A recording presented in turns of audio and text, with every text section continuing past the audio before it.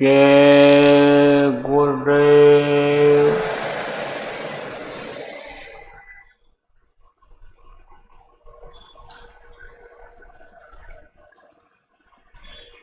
सर्वसमर्थ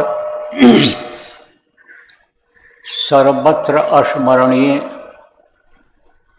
दाता दयाल दीन बंधु कृपा निधान परम पूज्य गुरु जी महाराज, उपस्थित सभी साधक सत्संगी नामदानी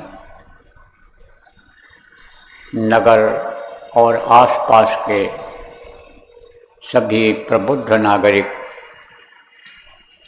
धर्म प्रेमी बच्चियों एवं बच्चियों, गुरु महाराज की अपार दया मेहर हुई और आज 13 जनवरी 2026 को मध्याह्न बेला में बेलपहाड़ झारसुगड़ा उड़ीसा के इस धरती पर आप लोगों के दर्शन करने और सत्संग की 2 बात सुनाने का मौका मुझे मिल रहा है। आप लोगों के ऊपर भी प्रभु की दया हुई है, कृपा हुई है, आपके संस्कार जगे हैं, भाग्य आपके पूर्व जन्मों के जगे हैं कि आपको इस समय कलयुग में गृहस्थी के काम से थोड़ा समय मिला और वो प्रभु निकाल करके यहाँ सत्संग में लाए। देखो प्रेमियों, कुछ बातें ऐसी होती हैं जिनको भुला दी जाती हैं, न भूले तो भी भुला दी जाती है, और कुछ बातें ऐसी होती हैं कि जो बराबर याद रखी जाती हैं। जैसे यह मृत्युलोक है, यहाँ जो भी पैदा होता है उसको मरना पड़ता है, जो पेड़ फलता है वो झड़ता है, जो आग जलती है वो बुझती है, तो मौत सबके यहाँ आती है। मौत किसी को छोड़ती नहीं है। तो जब कोई घर का आदमी चला जाता है दुनिया से, मौत हो जाती है, रिश्तेदार होते हैं वो मौत के घर उतर जाते हैं, तब उस दुख को भुला दिया जाता है, एकदम से उनको भूल जाया जाता है, उस चीज़ को भूल जाया जाता है जो चीज़ चली जाती है। जैसे घर से कोई परिवार चला गया, नहीं आएगा फिर वापस, ऐसे कुछ चीज़ें जैसे चोरी चकारी हो जाती है, किसी सामान का नुकसान हो जाता है, कोई बहुत प्यारी चीज़ है और वो टूट जाती है, नुकसान हो जाती है, तो उसको भुला दिया जाता है। उसको अगर याद करते रहोगे तो फिर आपको चैन नहीं पड़ेगा, शांति नहीं मिलेगी, उसी को आप सोचते रह जाओगे। लेकिन कुछ चीज़ें ऐसी होती हैं जो बराबर याद रखी जाती हैं। जैसे आपको याद है, क्या याद है, सुबह का उठना कि भाई हमको उठना है, सोते ही नहीं रहना है, हमको अपने काम पर जाना है, हमको अपने नौकरी पर जाना है, हमको अपनी दुकान खोलनी है, हमको अपना खेत का काम करना है, हमको सुबह उठना है। और उठना है तो लेटरिन आने जाना है, हमको पेशाब करना है, नहाना धोना या जो भी काम आप करते हो वो काम करना है। तो जैसे ये याद रखते हो, ऐसे कुछ चीज़ें होती हैं याद रखने वाली होती हैं। तो याद रखने वाली चीज़ें क्या होती हैं? जैसे सत्संग वचन है, सत्संग है, जब खबर मिले कि सत्संग यहाँ पर हो रहा है तब वहाँ चले जाना चाहिए। जब खबर लगे बाहर से कोई आ रहा है या हफ्ते में एक दिन, हम जहाँ इकट्ठा होते हैं, जितने भी नामदानी हैं, गुरु की चर्चा करते हैं, प्रभु की चर्चा करते हैं, प्रभु को याद करते हैं, सुमिरन ध्यान भजन करते हैं, वो चीज़ याद होनी चाहिए और वहाँ जाते रहना चाहिए। क्यों? क्योंकि अच्छी जगह जाने से, अच्छे लोगों के मिलने से अच्छाई ही आती है। ये चीज़ याद रखना चाहिए कि हमको अच्छे का साथ करना है, हमको बुरे का साथ नहीं करना है, क्योंकि साथ का असर होता है। संगत ही गुड़ होत है, संगत ही गुड़ जाए, और बांस बांस और मिश्री एक भाव लिखा है। देखो प्रेमी, मिश्री जानते हो? मिश्री को शोध करके बनाया जाता है। जो अवगुण या जो कमियां या बुराइयां होती हैं किसमें, शक्कर में, चीनी जिसको कहते हो शुगर, उसमें होती है, मिश्री में नहीं होती। मिठास तो होती है लेकिन वो शोधा हुआ रहता है, तो उसमें रस्सी डाल करके मिश्री बनाते हैं, तो मिश्री के भाव रस्सी भी बिक जाता है। अगर उसमें बांस का टुकड़ा, फांस जिसको कहते हैं, डाल दिया जाए तो भी मिश्री के भाव बिक जाता है। सांस का असर होता है। बरसात का महीना आता है तो एक स्वाति नक्षत्र होता है, उसकी जो बूंदें होती हैं उसका अलग अलग असर होता है। वो अगर केला की पंखड़ियों में पड़ जाए तो कपूर बन जाता है, कपूर ये जो जलाते हो पूजा में। और अगर सीप में पड़ जाए, आपके यहाँ समुद्र है, समुद्र के किनारे चले जाओ तो वहाँ सीप मिलता है, तो सीप के मुंह में पड़ जाए, जो पड़ा रहता है उसके अंदर जो जानवर रहता है वो तो ख़त्म हो जाता है, निकल जाता है। लेकिन उस समय जब वो सीप आनी रहे समुद्र में और उसमें बूंद अगर पड़ जाए, इससे मुँह किया है, तो मोती बन जाता है, मोती। और अगर सांप के मुंह में वही बूंद पड़ जाए तो जहर बन जाता है। तो कहा ना, जैसी संगत कीजिए वैसे ही गुणदीन। आप समझो कि बूंद एक होता है और गुण तीन होते हैं। इसी तरह से जैसा साथ करोगे वैसा असर होगा। तो अच्छे का साथ करना चाहिए, अच्छी जगह जाना चाहिए। बुरी जगह कहीं पहुंच भी गए तो वहां से हट जाना चाहिए। बुरे लोगों का साथ नहीं करना चाहिए। साथ कहीं पड़ भी जाए थोड़ी देर के लिए तो उनसे प्रेम दोस्ती नहीं करना चाहिए। ये चीज़ याद रखने लायक है। देखो, कोई तकलीफ़ हो गई, मौसम जब बदलता है तो तकलीफ़ हो जाती है, परहेज आदमी नहीं करता है तो बदपरहेजी हो जाती है, तो रोग हो जाता है, तो डॉक्टर से दवा लेनी पड़ती है। तो डॉक्टर जो परहेज बतावे उसको करना चाहिए। ये चीज़ें याद होनी चाहिए। देखो, जो सत्संग में बराबर आते रहते हैं उनको बहुत सारी बातों की जानकारी हो जाती है। इसीलिए पहले बराबर सत्संग हुआ करता था, जगह जगह पर सत्संग होता था और लोग जाते थे, सत्संग सुनते थे, तब आज की तरह से दुखी नहीं थे। आज लोगों ने सत्संग छोड़ दिया। किस पर विश्वास कर रहे हैं? गाना बजाना पर, भजन कीर्तन पर। किस पर विश्वास कर रहे हैं? कथा पुराण पर, कथा पुराण सुनने में, आप समझो कि प्रवचन सुनने में विश्वास कर रहे हैं। कारण भी यही है, कारण भी है कि यही चीज़ें होती हैं समाज में। सत्संग कम होता है। सत्संग में जाना चाहिए, सत्संग सुनना चाहिए और सुन करके उसमें जो मतलब की बातें हैं, अपने काम आने वाली हैं, उनको याद रखना चाहिए, लिख लेना चाहिए और बराबर उसको पढ़ते रहना चाहिए। तब तो उसका फ़ायदा मिल पाता है। और नहीं तो किसी ने जैसे दवाई बताई और दवा आपने नोट नहीं किया, लिखा नहीं, तो भूल जाओगे और भूल जाओगे तो फिर दवा खा नहीं पाओगे। परहेज बताया किसी ने, कहते हैं ना 100 दवाई और न एक परहेज। परहेज बताया किसी ने और परहेज नहीं कर पाए तो फिर वो फ़ायदा नहीं करेगा। तो प्रेमियों, जो ज़्यादा ज़रूरी चीज़ है उसको याद रखना चाहिए। तो अब आपको समझने की ज़रूरत है कि 2 चीज़ें ये खास हैं जीवन में। जो सबके लिए है। जैसे किसी को खांसी आ गई तो वो रोग अलग हो गया, खांसी नहीं छोड़ रही है वो रोग अलग हो गया। किसी का सांस फूलने लगा, अलग रोग हो गया। बुखार नहीं छोड़ता है, अलग रोग हो गया। पेट खराब हो गया, अलग रोग हो गया। रोग अलग अलग हो जाते हैं।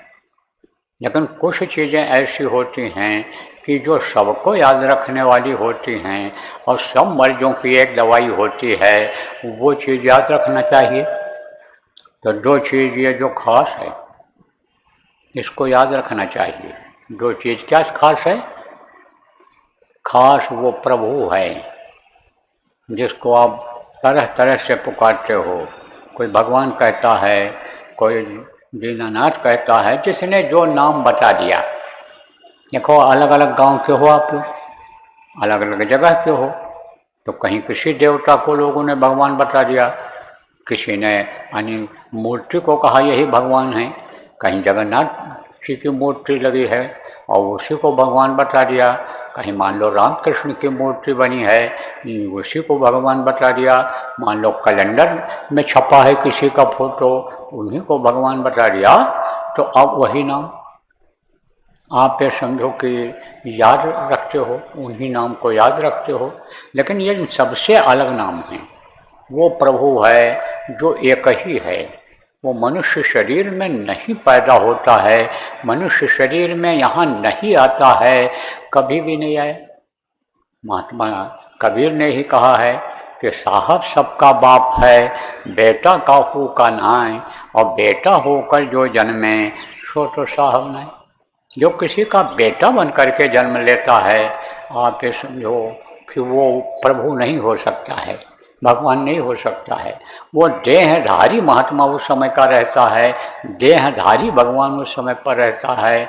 जैसे कोई बहुत अच्छा आदमी हो, बहुत धार्मिक हो, कोई सिद्ध पुरुष हो, मनुष्य शरीर में हो, और उसको आप कि उससे आपकी मुलाकात हो जाए और आपको कुछ बातें वो बता दे, जिससे आपको फ़ायदा होने लग जाए, आपकी तकलीफ़ दूर होने लग जाए, तो उसको ही आप भगवान मान लेते हो और उसी को अपने बच्चों को बताते हो यही भगवान है, और वही प्रचार हो जाता है। आने वाली पीढ़ी उन्हीं का नाम लेने लग जाती है, लेकिन वो प्रभु नहीं है, वो सत्पुरुष नहीं है जिनका दर्शन किया संतों ने।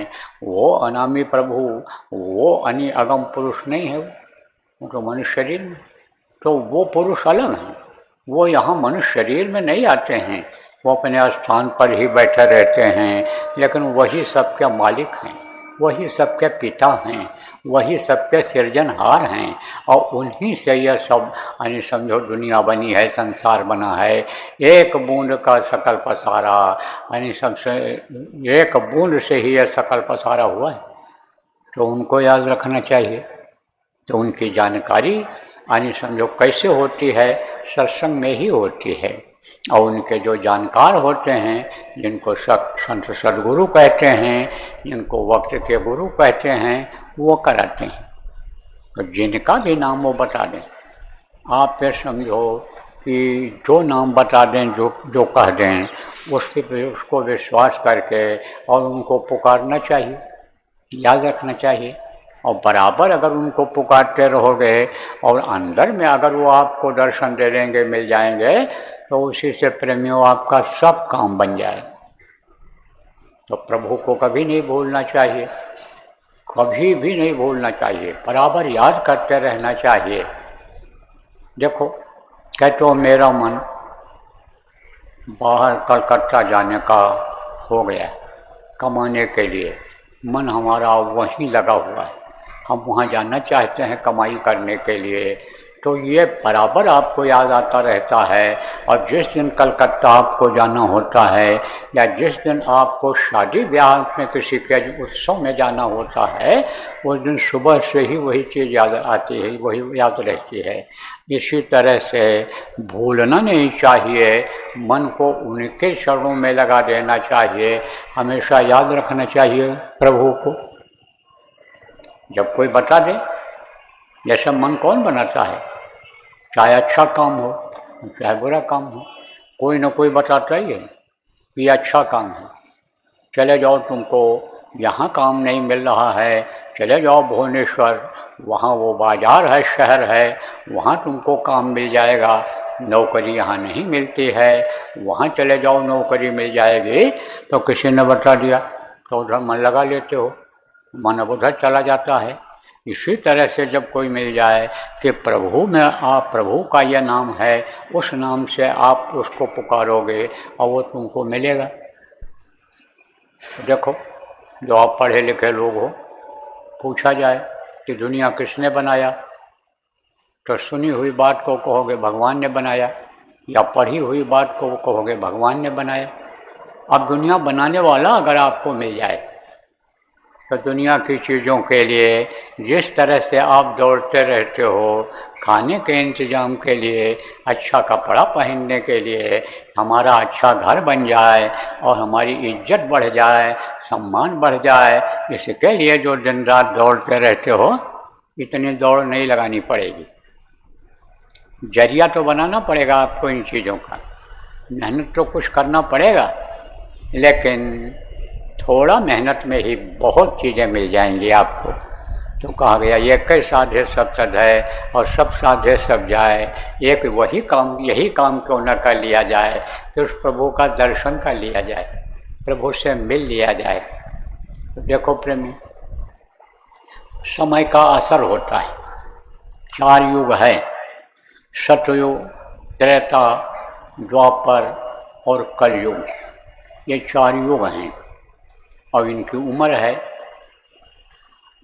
17 लाख वर्ष के करीब। सतयुग की उम्र 13 लाख वर्ष से यानी के करीब। आपके द्वापर की उम्र 8,64,000 वर्ष यानी द्वापर की उम्र है, और त्रेता की 13 लाख वर्ष के करीब है, और सतयुग के करीब 17 लाख वर्ष के करीब, त्रेता के 13 लाख के वर्ष के करीब, और 8,32,000 वर्ष द्वापर की उम्र है, और 4,32,000 वर्ष कलयुग की, 8,00,000 वर्ष यानी समझो द्वापर की यह उम्र है। इनकी उम्र है किसकी? युग की, जैसे मनुष्य की उम्र होती है। सतयुग में आदमी की उम्र 1,00,000 वर्ष की थी, त्रेता में 10,000 वर्ष की, द्वापर में यानी समझो कि द्वापर में 1000 वर्ष की, और कलयुग में 100 वर्ष की। लेकिन अब 100 वर्ष भी इस समय नहीं पूरा हो पा रहा है, बहुत कम लोग 100 वर्ष तक पहुंच पा रहे हैं, क्योंकि यह श्वास जो चलते हैं ये ज़्यादा जब चल जाते हैं तब उम्र जल्दी ख़त्म हो जाती है। इनका सब नियम है कि बैठने से कम खर्च होंगे, चलने से ज़्यादा होंगे, सोने से उससे भी ज़्यादा होंगे, और भोग में बिताओगे, बच्चा पैदा करने के ही काम में लगे रहोगे तो बहुत जल्दी उम्र ख़त्म हो जाएगी। तो उम्र ये ख़त्म हो जाती है। तो अब ऐसे समय में अगर कहो आप कि सतयुग त्रेता द्वापर की हम पूजा करेंगे और हम यानी पार हो जाएंगे, नरक से 84 से बच जाएंगे, हमको तकलीफ दुख नहीं होगा जन्मते समय मरते समय जो तकलीफ होती है, तो ये कैसे हो सकता है? नहीं हो सकता है, यह नहीं हो सकता है। तो अलग अलग उम्र के हिसाब से अलग अलग पूजा पाठ ये बताया जाता है, अलग अलग उपासना करने का, भगवान को याद करने का यह तरीका बताया जाता है। अब जैसे इस समय पर सुबह शाम ठंडी होती है, दिन में भी देखो कुछ लोग कोट पहने हुए हो, स्वेटर पहने हुए हो। अब यही अगर आप कहो कि जब उधर जून महीना आएगा, मई महीना आएगा तो हम कोट पहनेंगे, तो पहनोगे? कोई नहीं पहनोगे, गर्मी आ जाएगी। तो यह परिवर्तनशील संसार है, यहाँ बदलाव होता रहता है, तो बदलाव के हिसाब से आदमी को चलना चाहिए।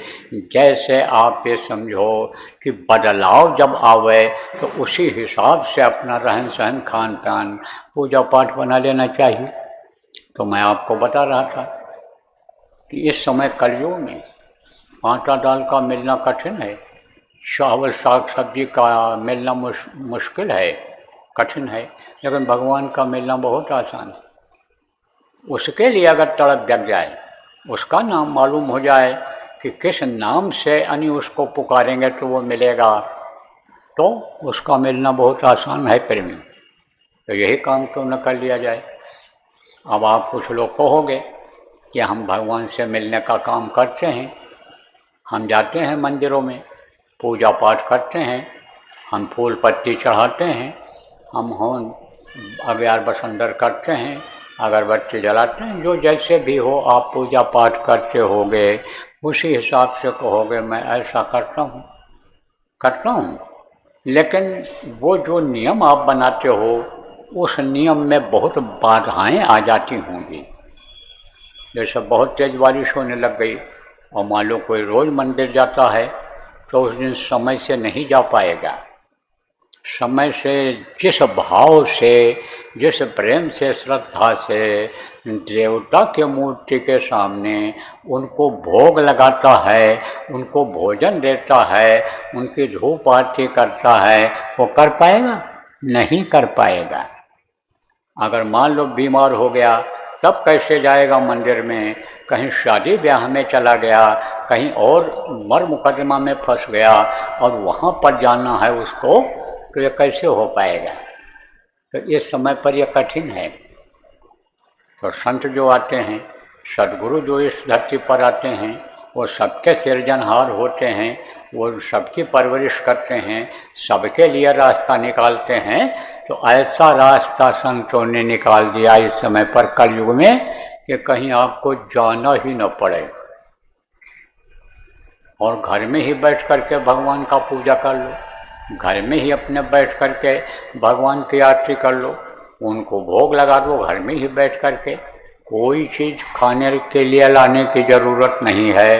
कोई देवता के लिए कहते हैं कि भाई इनको बर्फ़ी खिलाओ, बर्फ़ी पसंद था, कोई कहता लड्डू खिलाओ, लड्डू इनको पसंद था, कोई कहता है कि आप लाल रंग का फूल इनको यानी समझो कि चढ़ाओ, कोई कहता है अच्छा चढ़ाओ, गन्ना चढ़ाओ। अलग अलग देवताओं को अलग अलग लोगों ने बता दिया कि ये चीज़ इनको चढ़ाओगे तब ये खुश होंगे, ये प्रसन्न होंगे। लेकिन संतों ने कहा वो तो खुश होते हैं, किससे? भाव से खुश होते हैं। आप जो चीज़ खाते हो उसी का भोग लगा दो तो उसी से वो खुश हो जाएंगे। आप जहाँ रहते हो वहीं पर उनको याद कर लो और अपने प्रेम से अन्य श्रद्धा से उनको याद करो और रोज़ याद करते रहो। जो संत बता दें किस नाम से पुकारोगे, कलयुग में इस नाम से पुकारने पर वो मिलेंगे, तो इसी में वो मिल जाएंगे। किसमें? इसी मानव मंदिर में। ये जो मनुष्य शरीर है इसको संतों ने मंदिर बताया है, मुसलमान फकीरों ने मस्जिद बताया। जो ईसा मसीह जैसे हुए हैं स्पिरिचुअल मास्टर, उन्होंने टेम्पल ऑफ लिविंग गॉड बताया। कहा ये भगवान के रहने की जगह है, मंदिर है।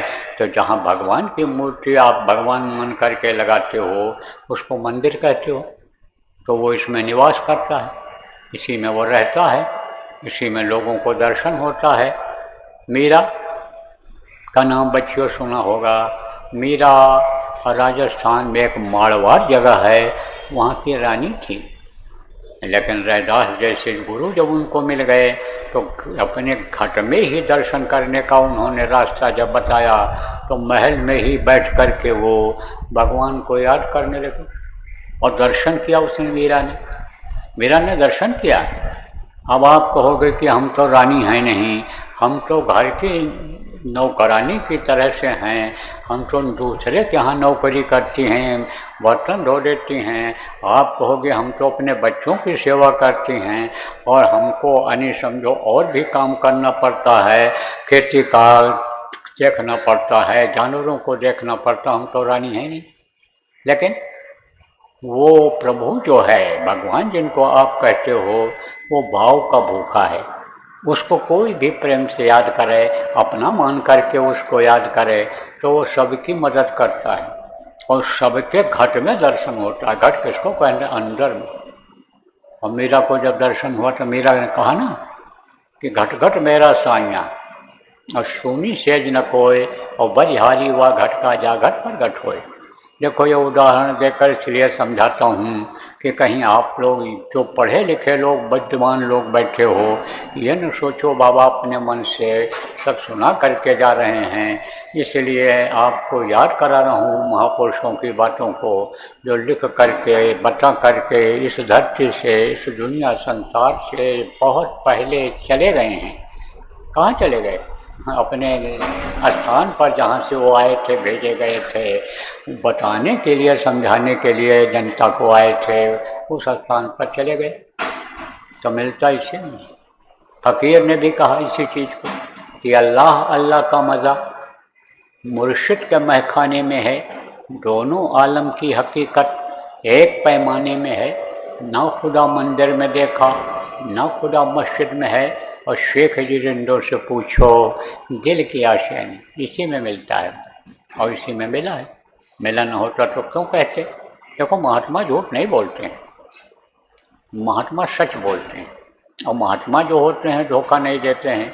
और महात्मा अगर धोखा देने लगते, महात्मा अगर चोरी करने लग जाते, महात्मा अगर व्यभिचार करने लग जाते, तो महात्माओं का नाम धार्मिक किताब में क्यों लिखा हुआ होता? इसलिए वो धोखा नहीं देते। ये जरूर है कि आत्मा उनकी जब महान हो जाती है, उस प्रभु के पास पहुंच जाती है, तब वो ये सब काम नहीं करते हैं। लेकिन जो कपड़ा पहन लेते हैं, दाढ़ी बाल बढ़ा लेते हैं, या दाढ़ी बाल नहीं रखते हैं, सिर पर एकदम बाल नहीं रखते हैं, और वो लोभ में लालच में पड़ जाते हैं, काम क्रोध लोभ मोह अहंकार की भावना से ग्रसित हो जाते हैं, वो तो महात्मा नहीं कहलाते हैं। और अगर उन्होंने महात्मा अपने को कहलवाया भी, तो फिर बाद में उनकी जो आदतें हैं वो उनके आदर को, सम्मान को, प्रतिष्ठा को ख़त्म कर देती हैं। उनका कोई नाम लेने वाला नहीं रहता है। धार्मिक किताबों में उनका नाम आना तो बहुत दूर रहा।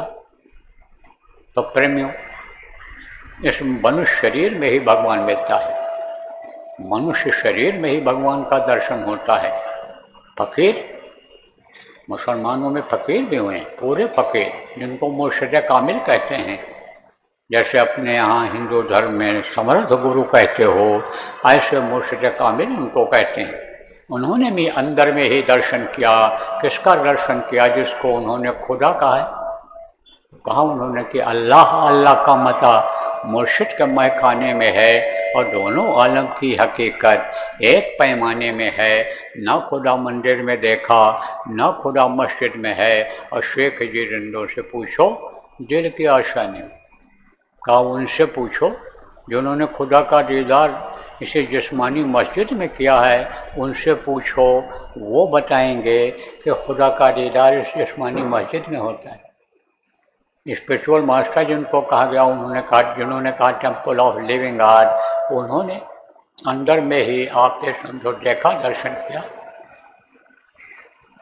जैसे ये दो आँखें हैं, ऐसे एक आँख अंदर जीवात्मा में है, जो परमात्मा की अंश बताई गई, और यहाँ पर बैठी हुई है, यहाँ से दिखाई पड़ती है, तो एक आँख उसमें है। जब वो आँख उनकी खुली, तब उन्होंने जब दर्शन दीदार किया, तब उन्होंने बताया कि thine eye be single, thy whole body shall of full of light. उन्होंने इस चीज़ को बताया। जब दीदार किया उस खुदा का फ़कीर ने, तब कहा इनके अधर दो चश्म के बीच खशम को खोज जहाँ झलक तारा, उसी बीच खुद खुदा का तख्त है, और शिष्य से देख बहिष्ठ जहाँ बहिष्ठ पसारा।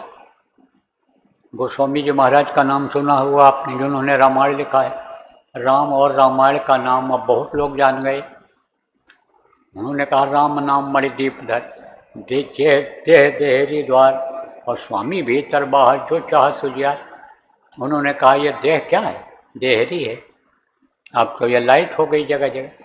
पहले जब लाइट नहीं होती थी तो मिट्टी का या लकड़ी का ऐसे देहरी लोग बनाते थे, और उसके ऊपर दीपक जला करके, यानी तेल डाल करके, बत्ती लगा करके जला देते थे, तो दूर तक रोशनी रहती थी। ऐसे काफ़ी दूर तक रोशनी रहती थी। जो बड़े आदमी लोग होते थे वो अपने अपने दरवाज़ों पर ऐसे लगाए रहते थे, ऊपर खंभा गाड़ करके, और वहाँ पर तेल डाल करके जला देते थे कि उनके दरवाजे पर भी रोशनी रहती थी। तो कहा कि यह देहरी है, और यहाँ पर वो राम नाम बड़ी जो उन्होंने बताया, कहा कि जो है राम ने सकहीं नाम गुण गाई, कहना करो मैं नाम बढ़ाई। वो कहा कि यहाँ पर उसको जगाओ, यहाँ से पुकारो तो तुम्हारे अंदर और बाहर दोनों तरफ रोशनी हो जाएगी, प्रकाश हो जाएगा। देखो इस समय दिन है, दिन में आप कहीं दौड़ से चले जाओ, और रात जब हो जाएगी तो दौड़ करके जा सकते हो, तेज़ी से नहीं जा सकते हो अंधेरे में। लेकिन सच पूछो तो मनुष्य के जीवन में अंधेरा ही अंधेरा है। उजाला थोड़े समय के लिए है, बाकी अंधेरा ही अंधेरा है। आँख बंद होने के बाद अंधेरा ही अंधेरा है, और आँख अभी भी बंद कर लो अगर आप, तो ये अंधेरा आ जाएगा, उजाला ख़त्म हो जाएगा। इसे आँख बंद कर लो तो उजाला दिखाई पड़ेगा। लेकिन इसको बंद करने पर अंदर में उजाला अगर आ जाए तो फिर आप अंदर और बाहर दोनों देख सकते हो। जैसे देहरी पर जला दिया, जैसे ये ऊपर ही स्ट्रीट लाइटें लगा दी जाती हैं रोड के किनारे, और दूर तक रोशनी रहती है, कोई भी आवे जाए। ऐसे ही जब वो मणि अंदर में जल जाएगी, वो प्रकाश अंदर में हो जाएगा, तो जो चाह सुजाल, जहाँ चाहो उजाला है, उजाला ही उजाला है। ये सारा अंधेरा खत्म हो जाएगा प्रेमियों। तो कहने का मतलब यह है कि यह मनुष्य शरीर ये एक मंदिर की तरह से है, जिसके अंदर वो प्रभु मिलता है, और वहाँ जो प्रभु का स्थान है वहाँ अंधेरा होता ही नहीं है, कभी रात होती ही नहीं है, वहाँ उजाला ही उजाला है। देखने वालों ने कहा परम प्रकाश रूप दिन राती, नहीं कछु चाहिए दिया घट बाटी। वहाँ दिया चिराग की ज़रूरत नहीं, प्रकाश ही प्रकाश है, और रोशनी ही रोशनी है वहाँ पर।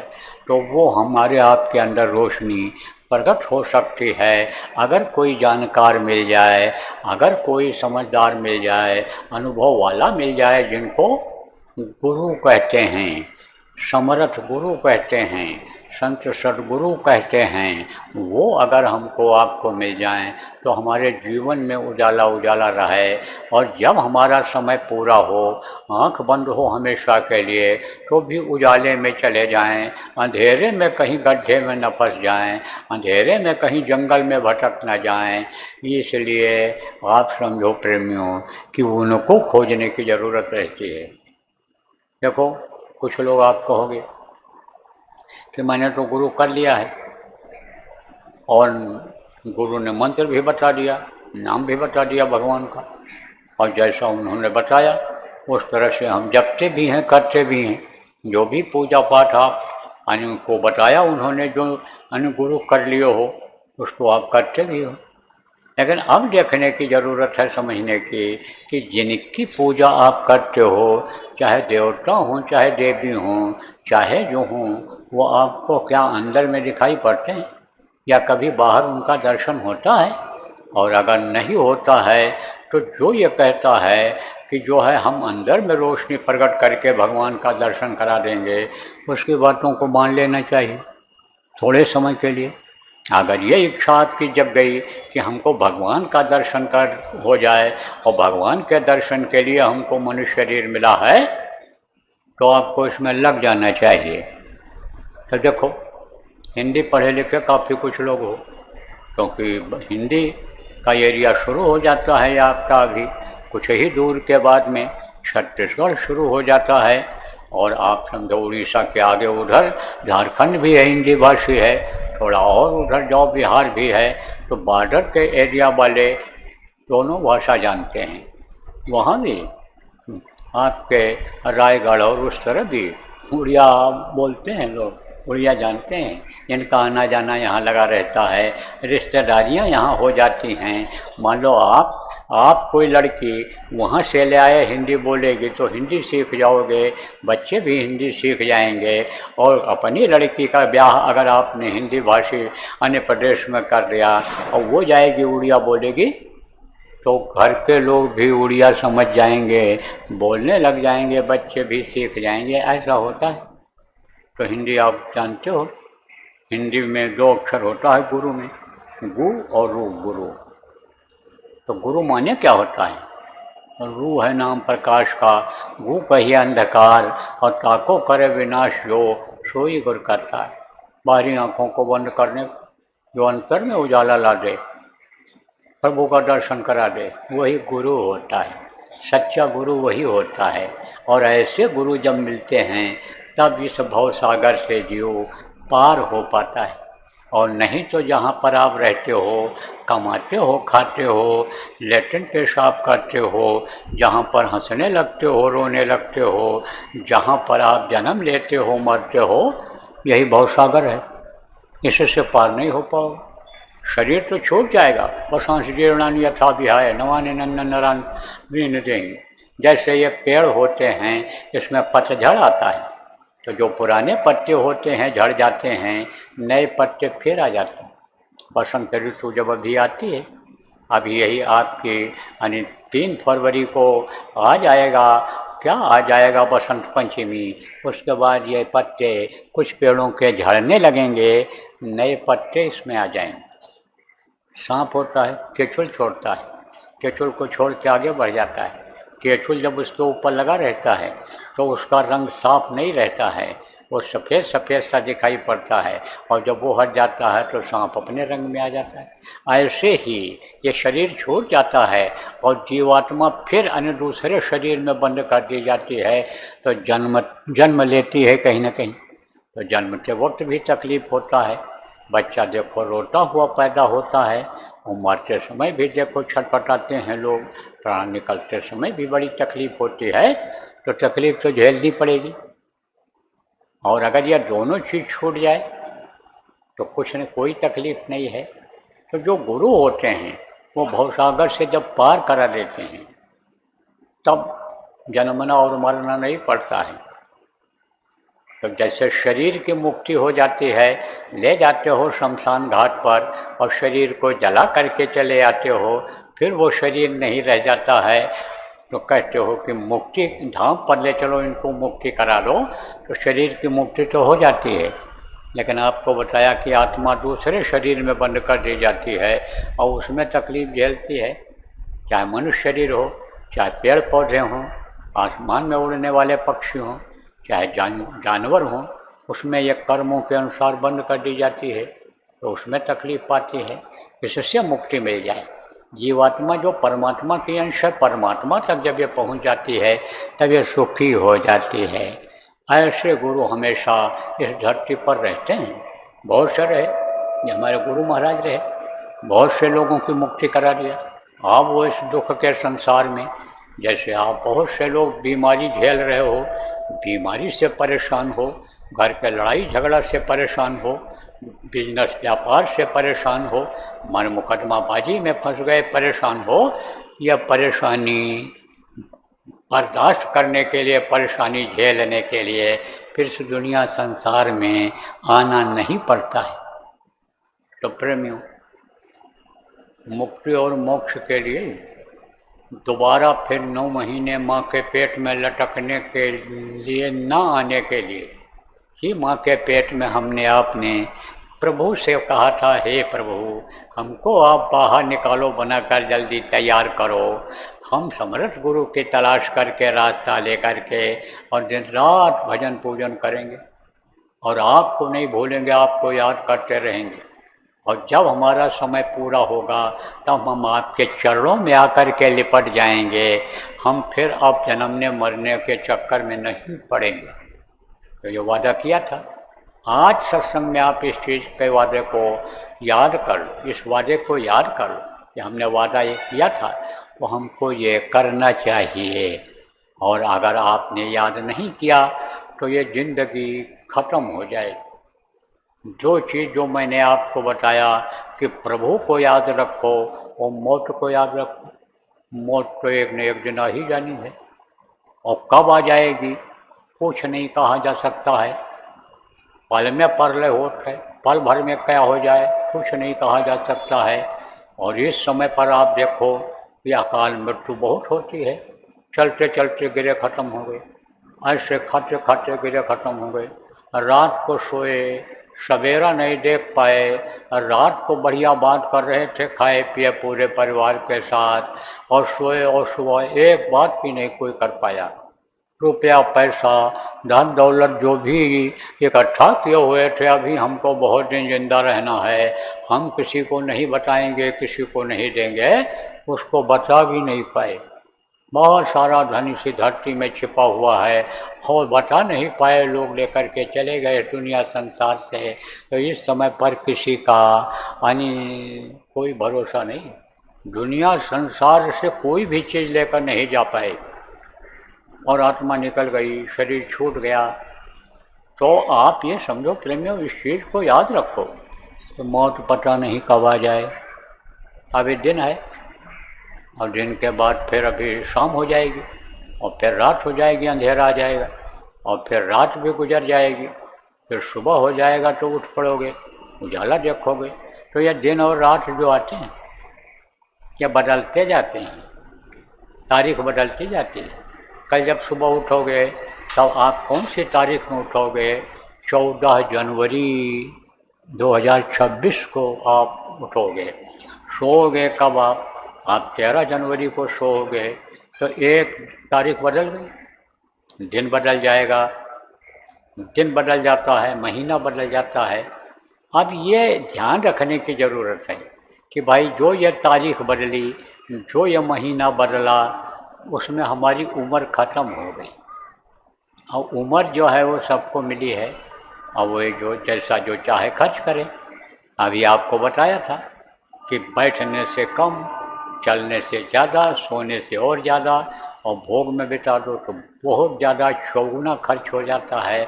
अब जो जैसा जैसा खर्च हो गया, जिसका खर्च कर दिया, उसी हिसाब से उसकी उम्र हो जाती है। अब आपको पता नहीं चलता है कि कितना खर्चा हो गया, क्योंकि ज़्यादा रहती है, 96 करोड़ सांसों की पूंजी मिलती है, और वो कैसे कब कितनी खर्च हो जाती है आपको नहीं पता है। जैसे ज़्यादा रुपया लेकर के आप बाज़ार में जाओ और खर्च करते चले जाओ, तो खर्च करते समय जल्दी जोड़ नहीं पाते हो, और जब आखिर में हिसाब होता है तो कहते हो अरे बहुत खर्चा हो गया, ज़्यादा खर्चा हो गया जब गिनते हो आखिर में। ऐसे ये उम्र निकली चली जा रही है, और जब उम्र ख़त्म हो जाएगी तो ये शरीर धड़ाम से गिर जाएगा। फिर 2 घंटे भी इसको घर में लोग रखने नहीं देंगे, कहेंगे ले जाओ जलाओ, नहीं तो मिट्टी खराब हो जाएगी। जिसको आप नहलाते धुलाते हो, तेल साबुन लगाते हो, ताकतवर बनाते हो, इज्जतदार अच्छा कपड़ा पहन करके बनाते हो, बढ़िया कीमती गाड़ी में बैठकर जाते हो कि इज्जत सम्मान मिले हमारे शरीर को। शरीर को ही तो सम्मान इज्जत मिलता है, शरीर का ही तो लोग पैर छूते हैं, शरीर को ही तो बैठाते हैं अच्छे आसन पर, कुर्सी पर बैठाते हैं, बढ़िया बिछा करके बैठाते हैं, तो इज्जत मिलती है शरीर को। लेकिन मुर्दा को कोई इज्जत करता है? मुर्दा को कोई बढ़िया खिलाता पिलाता है? मुर्दा को कोई यानी समझो अच्छा जगह पर रखना पसंद करता है? नहीं। तो जब ये प्राण पखेड़ू निकल जाएंगे, तो जैसे पक्षी होता है पिंजरे से जब उड़ जाता है तो पिंजरे की कोई कीमत नहीं होती है। जैसे तोता उड़ गया तो तोता जब रहता है तब पिंजरे की सफाई करते हो, बढ़िया दरवाजे के सामने या कमरे में ऊंची जगह पर उसको टांगते हो। लेकिन जब उड़ जाता है, मर जाता है कौन? तोता। सब पिंजरे कोई कीमत करते हो, रखते हो, फेंक देते हो, कहीं रख देते हो इधर। ऐसे ही इसकी कोई कीमत नहीं रह जाएगी। जब ये बोलने वाला पक्षी उड़ जाएगा, जब ये जीवात्मा निकल जाएगी, तब इसको लोग क्या कहेंगे? ले जाओ जलाओ, ले जाओ गाड़ दो, ज़मीन के अंदर दफना दो, नहीं तो मिट्टी खराब हो जाएगी। तो तेरी हीरा जैसी काया तो जल जाएगी मना, ठाट बाट सब छूट जाएगा, छूटे तेरी यारी, छूट जाएगा धन दौलत सब छूटे रिश्तेदारी, ये सारी चीज़ें छूट जाएंगी, कोई चीज़ साथ नहीं जाएगी। ये चीज़ हमेशा याद रखो। तो प्रेमियों, 24 घंटे का समय मिला है दिन रात पूरा करने में। और रात को 12 जैसे अंग्रेजी तारीख होती है, और रात को 12 बजे के बाद अन्य तारीख बदल जाती है और दूसरे रात को 12 बजे तक वो रहती है, तो 24 घंटा समय हुआ। अब इस 24 घंटे को आप इन्हीं कामों में मत लगाओ जिसमें लगाए हुए हो। किस काम में 24 घंटा खर्च हो रहा है आप जैसे बहुत से लोगों का? खाने का इंतजाम करने में, कपड़े का इंतजाम करने में, घर मकान बनाने में, खेती करने में, दुकान करने में, मजदूरी करने में, पढ़ने लिखने में, इसमें मन लगा हुआ है। जिसके माता पिता ही हैं, शादी ब्याह नहीं हुआ, बच्चे नहीं हैं, उनकी सेवा में लगा हुआ है। जिनकी शादी ब्याह हो गया उनका मन पत्नी में लगा हुआ है, पत्नी का मन पति में लगा हुआ है और बच्चों में लगा हुआ है, उसी में लगे रहते हो, इन्हीं कामों में। तो आज आपको यह याद रखना है कि 24 घंटा जो उन्हीं की चिंता फिक्र करते हो, उन्हीं के काम में लगे रहते हो, अपने शरीर की सेवा में लगे रहते हो, बच्चों की, परिवार की, जानवर जो पाल रखे हो उनकी सेवा में लगे रहते हो, उसी में नहीं लगाना है, उसी में नहीं लगाना है, उससे समय निकाल लेना है। और समय निकल जाता है जब आदमी को जानकारी हो जाती है कि बिजनेस व्यापार को हम मेहनत और ईमानदारी से करेंगे, तब जो दुकान मशहूर हो जाती है कि यह कम नहीं तोलता है, मशहूर हो गई कि यह कोई मिलावट नहीं करता है, जब मशहूर हो जाती है कि बढ़िया सामान मिलता है, शुद्ध चीज़ मिलती है, ताज़ा तेल मिलता है, ताज़ा आटा मिलता है, ताज़ा चावल मिलता है, ताज़ी चीज़ें मिलती हैं, मसाले मिलते हैं, तब उसी की दुकान चलती है। और जो बेईमान हो जाते हैं वो सुबह चाहे 6 बजे खोल दें और रात को 11 बजे बंद करें, उनके यहाँ ग्राहक कम जाते हैं। और जो ईमानदार हो गया एक बार में, मेहनत और ईमानदारी का पैसा घर में लाने के लिए सोच लिया, दिल दुखा करके, धोखा दे करके, मिलावट करके, कम तोल करके लाना बंद कर दिया, वो अगर 10 बजे से और शाम को 6 बजे तक दुकान खोल रहे तो उसके यहाँ ग्राहकों की लाइन लगी रहती है, लाइन लगी रहती। तो समय बच गया कि नहीं बच गया? ऐसे ऐसे सत्संगियों को मैंने देखा। जब हम नामदान लिए थे शुरू में, तो एक दुकानदार के यहाँ आते जाते थे तो वो 11 बजे दुकान खोलते थे और बाकी लोग 7 बजे 8 बजे ही खोल देते थे और रात को 10 बजे 9 बजे बंद करते थे, और वो 11 बजे खोलते थे और 6 बजे से पहले पहले बंद कर देते थे। लेकिन मैंने अपनी आंखों से देखा, उनके यहाँ मैं गया था तो अपने काम में लगे थे, तो सब जब निपटा लिए तब हमसे मिले, और जब भोजन करने को हुआ तब हमसे कहे चलो भोजन कर लिया जाए।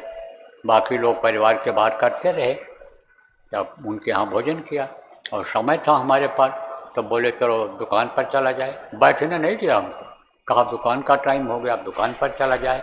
समय से सब काम जो करता है कभी पीछे नहीं रह जाता है। तो दुकान पर गए, दुकान पर जब गए तो 5-6 ग्राहक ऐसे सामने बैठे हुए थे जहाँ जगह थी, और जैसे वो पहुँचे तैसे हमारे लिए बैठने की व्यवस्था बना दिया कि आप यहाँ बैठो, और उनके ग्राहक आने लगे और तोल तोल करके सब सामान देने लगे। कम बिल्कुल नहीं तोलते थे, कम बिल्कुल नहीं देते थे वो, तो लोगों को विश्वास हो गया, विश्वास हो गया। अब मैंने उनसे पूछा कि आप दुकान कब बंद करते हो? खोले तो आप 11 बजे और बंद कब करते हो? बोले शाम को 6 बजे से पहले बंद कर देते हैं। हमने कहा फिर क्या करते हो? बोले जाता हूँ, हाथ पैर धोता हूँ, लेट्रिन पेशाब करता हूँ और उसके बाद भजन करता हूँ, और भजन के बाद फिर भोजन करता हूँ, और भोजन के बाद फिर समय से सो जाता हूँ, और फिर सुबह समय से उठ करके और फिर भजन करता हूँ, और फिर अपना नहाना धोना जो भी काम हुआ भोजन किया और फिर आया दुकान खोल दिया। अब आप इस बात को समझो प्रेमी कि समय उन्होंने निकाला, ऐसे समय आपको निकालने की ज़रूरत है। सब काम कर लो और उस मालिक पर भरोसा करो, विश्वास करो, गुरु पर भरोसा करो, वो आपको देंगे। अरे वो दे देंगे आपको जो पैदा होने के पहले माँ के स्तन में दूध भर देते हैं, वो प्रभु आपको देंगे। तो आप समय निकाल लिया करना। अब जो नामदानी हो, आप इस बात को समझो और आज जो नए लोग आए हो आप नामदान लेने के लिए, आप भी इस बात को समझो कि आपको अपने आत्मा के लिए कुछ करना है। जो कुछ इस समय कर रहे हो शरीर के लिए ही कर रहे हो। खाने पीने, सम्मान, इज्जत दिलाने का काम यानी शरीर के लिए कर रहे हो, और ये शरीर आपका छूट जाएगा। यह तेरी हीरा जैसी काया ये जल जाएगी। तो इसी के लिए सब कुछ मत करो।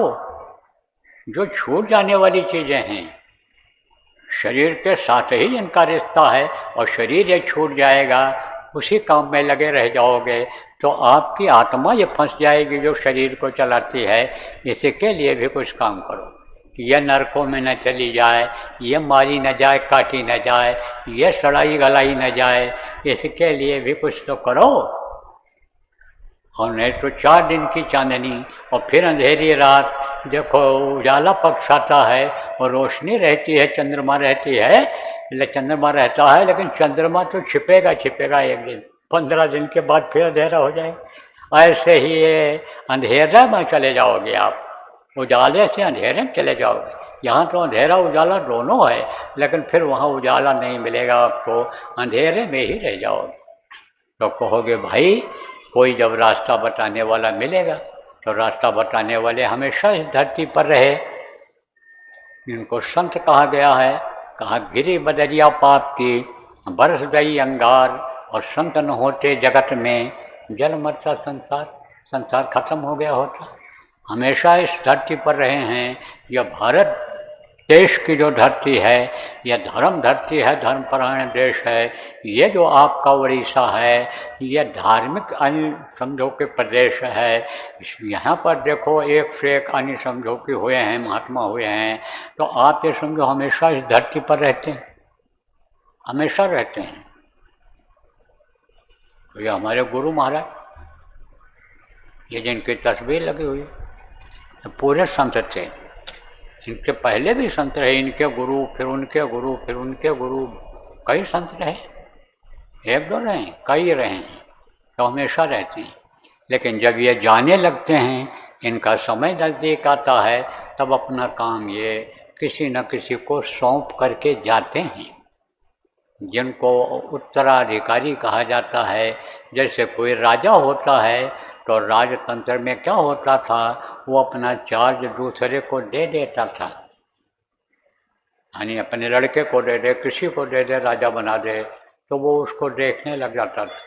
अभी देखो प्रधानमंत्री हो, चाहे राष्ट्रपति हो, चाहे मुख्यमंत्री हो, चाहे कोई कलेक्टर हो, चाहे एसपी हो, ये लोग जब जाते हैं, चाहे रिटायर होते हैं, नौकरी ख़त्म होती है तब, या कहीं आते जाते हैं, अपना चार्ज दूसरे को दे जाते हैं, बता के जाते हैं, समझा के जाते हैं।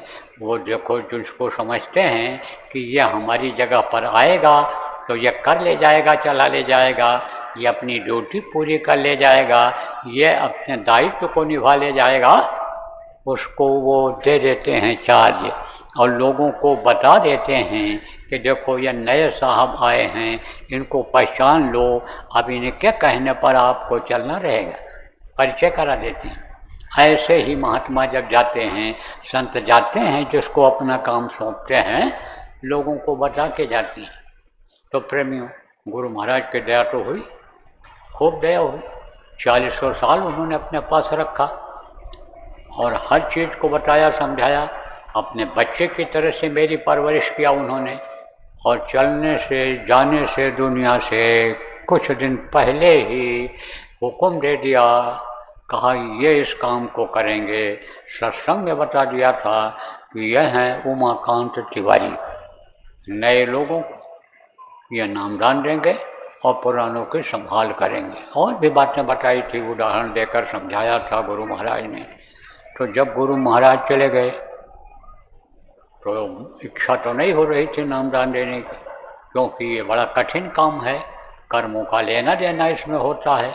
लेकिन लोगों ने कहा कि अब आप अगर आदेश का पालन नहीं करते हो तो समझो कि आपके अंदर गुरु भक्ति कैसे आएगी, कैसे मजबूत होगी, कैसे गुरु भक्त कहे जाओगे। इनको कौन नामदान देगा नए लोगों को, पुरानों की कौन संभाल करेगा, भटक जाएंगे। और हमने देखा कि जहाँ जहाँ हम नहीं पहुँच पाए, वहीं पर तमाम स्वार्थी लोग चले गए, अपना मठ बना लिया, मंदिर बना लिया और जय गुरुदेव नाम पर वो गुरुवाई करने लग गए। ऐसा भी हो गया। आप अपने उड़ीसा में भी देखोगे, खोजोगे तो ऐसे कुछ मिल जाएंगे, 2 4 5 ऐसे मिल जाएंगे। लेकिन जहाँ आना जाना रहा, बताना रहा, समझाना रहा, जहाँ गुरु की दया दिलानी रही, वहाँ तो सब जुड़ गए, एक साथ हो गए, गुरु के अन्य बताए रास्ते पर चलने लग गए। तो पुराने लोग आप इस बात को समझो प्रेमियों कि आप अगर भजन ध्यान सुमिरन करने लग जाओगे जो गुरु महाराज ने बताया है, तो इसी से आपकी सारी तकलीफ़ें दूर हो जाएंगी। जो आप हमसे कहते हो कि सिर में दर्द है, पेट में दर्द है, जो कहते हो कि लड़का बिगड़ रहा है, लड़की बिगड़ रही है, जो आप ये कहते हो बरकत नहीं होती है, बहुत कमाता हूँ, कोई कहते हो दुकान नहीं चलता, कोई कहते हो नौकरी काम नहीं मिलता है, तरह तरह की समस्याएं जो आपके सामने आ गईं, यह समस्याएं इसी से दूर हो जाएंगी। किससे दूर होंगी? 100 मर्जों की एक दवाई, और सुमिरन ध्यान भजन करो मेरे भाई। सुमिरन ध्यान भजन अगर करने लग जाओगे, नहीं सीख पाए हो, नहीं याद है नाम, तो आज भी नामदान नए लोगों को जो दिया जाएगा उसमें उसको आप याद कर लो। ना याद हो पावे तो पर्चा मिल जाएगा, पर्चा ले लो, लिख लो। अगर आप हिंदी नहीं पढ़े हो, उड़िया में लिख लो और याद कर लो। आज से करना शुरू कर दो। तो जब से चेत है तब से सही।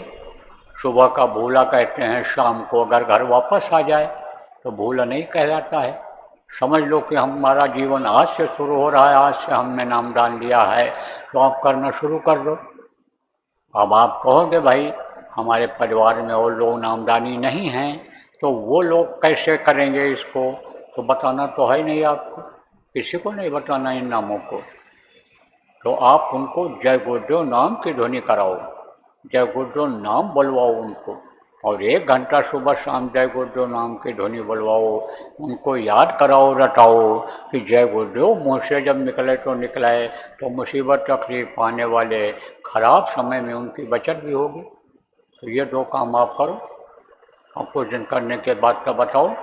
और पहले से जिनको कुछ बताया गया है आप नहीं कर पाए हो, बराबर करते रहो, उसमें गैप न करो। जो विधि बताई जाती है, जैसे डॉक्टर परहेज बताता है तो परहेज करके अगर दवा खाते हो तो रोग ठीक हो जाता है, ऐसे ही नियम से करो जो पहले बताया गया है।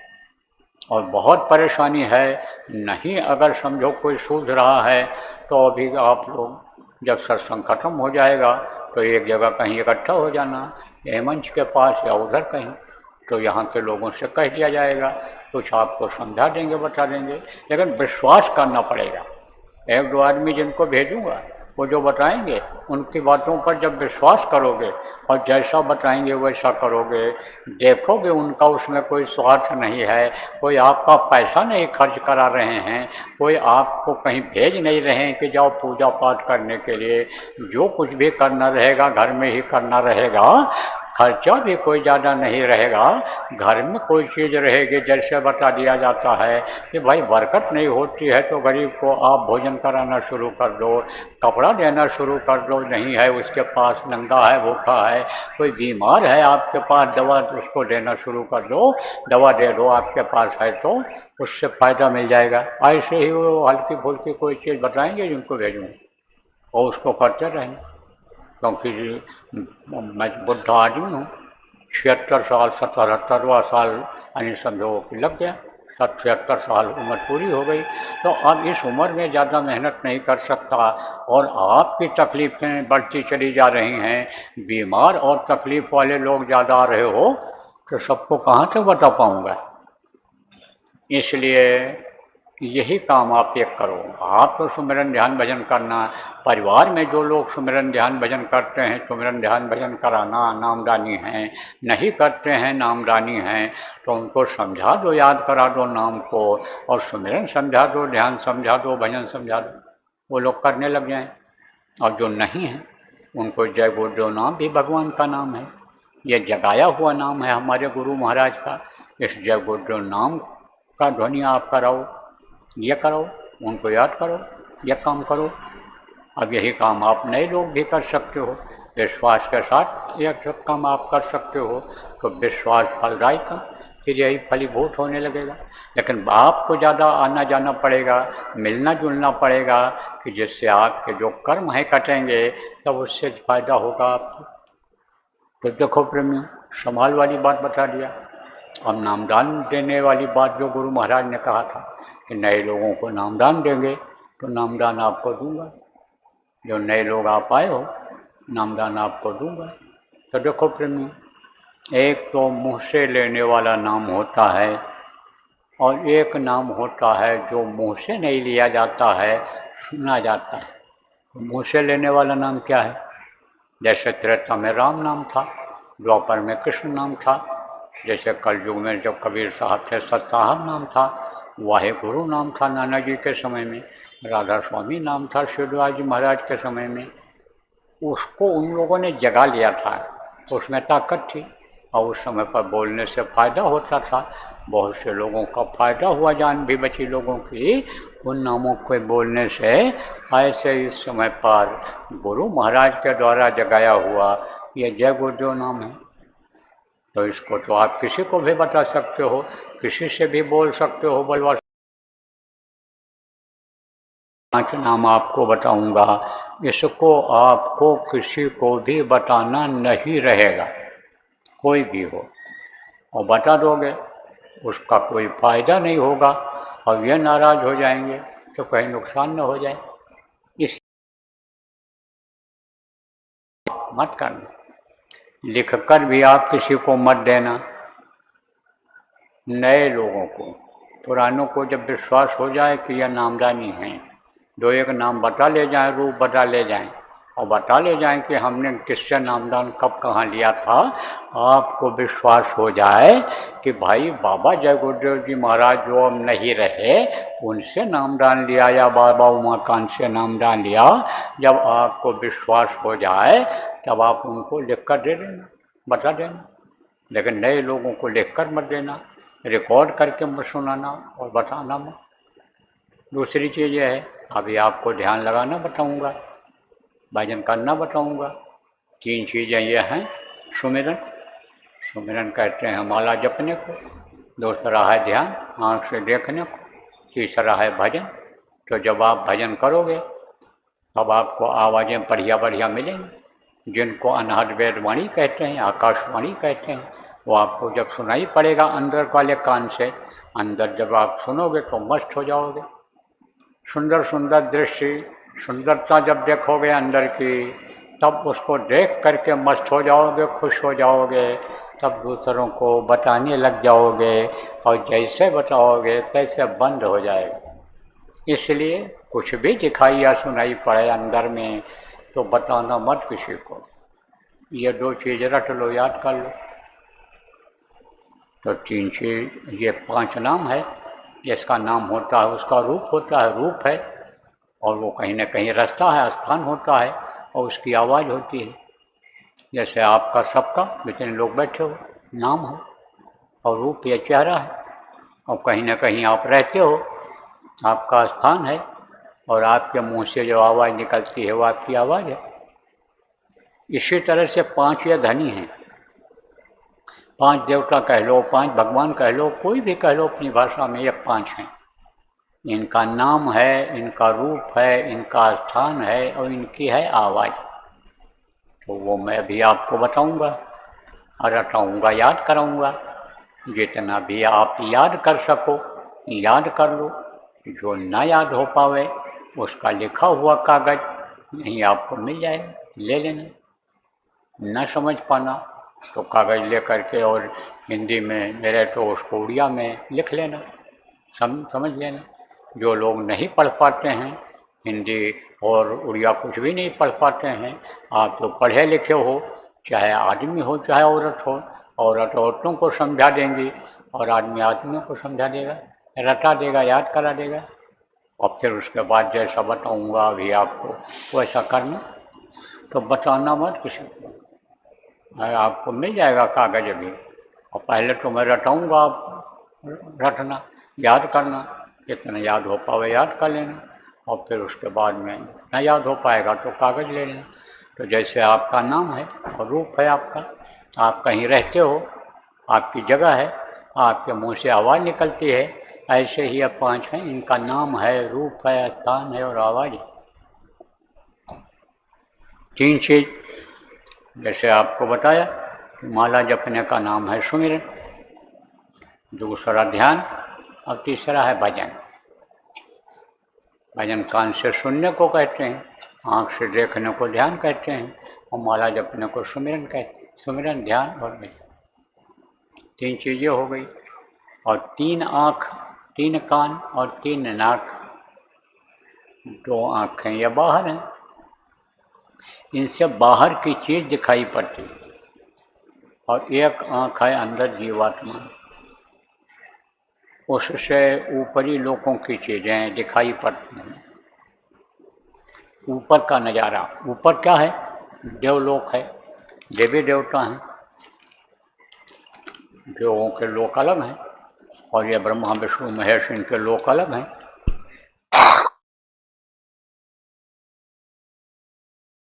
दिखाई पड़ते हैं उससे, ये दिखाई पड़ते हैं, उसी से इनकी माँ है, ब्रह्मा विष्णु महेश की माँ, 3 देवता हैं, इनकी माँ है आद्या, उनका लोक है, इनके पिता का लोक है, ब्रह्मलोक है, पार ब्रह्म लोक, बहुत से लोक हैं। तो उस आँख से दिखाई पड़ते हैं। तीसरी आँख से ऊपर का लोक दिखाई पड़ता है। अभी जो आपसे जान अनजान में कर्म बन गए, कुछ कर्म जान करके आदमी बुरा कर डालता है, आदत बन जाती है, और कुछ अनजान में हो जाता है, तो वो कर्म सब इकट्ठा हो जाते हैं, तो वो जमा है। जैसे गंदगी जमा हो जाती है आँख में तो दिखाई नहीं पड़ता है, तब कहते हो मोतियाबिंद हो गया, सफाई कराओ, जाला पड़ गया, इसकी सफाई कराओ, और डॉक्टर सफाई कर देता है तो दिखाई पड़ने लगता है। कान में मैल जमा हो जाती है, सुनाई नहीं पड़ता, मैल को निकाल देते हो, सुनाई पड़ने लगता है, ऐसे ही समझ लो आप। तो वो तीसरी आँख है, उससे ऊपरी लोगों की चीज़ें दिखाई पड़ती हैं, और 2 आँख ये बाहर, इससे बाहर की चीज़ें दिखाई पड़ती हैं।